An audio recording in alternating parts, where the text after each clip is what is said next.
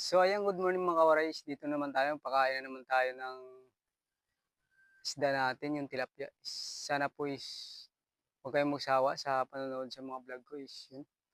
Talagang dito lang tayo sa bukid.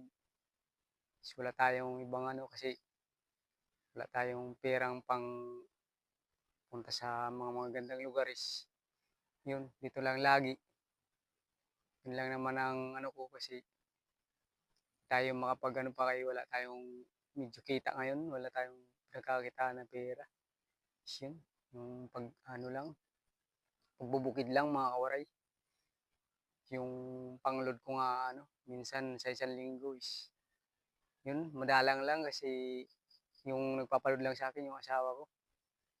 Talagang yun talagang dumadaan ako sa ano ngayon mga kawaray is yun, wag lang kayo magsawa sa suporta sa vlog ko mga kawaray kasi kahit pabalik-balik lang, yun naman talaga ang ano, sa bukid lang talaga, wala namang ginagawa ano, pagbubukid lang, yun, dito sa mga alaga kong isda.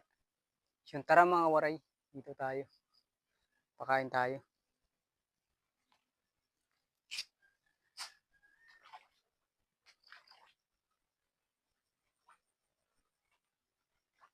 Follow and share na lang po mga waray.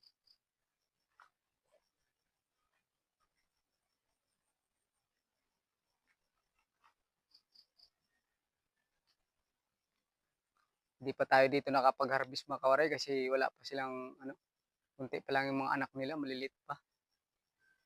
Matagal-tagal pa siguro tayong mag-harvest dito.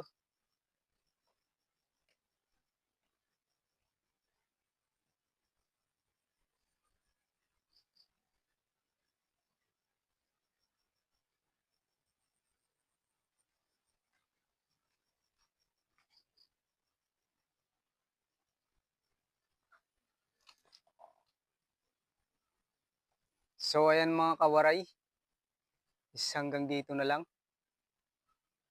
Yun.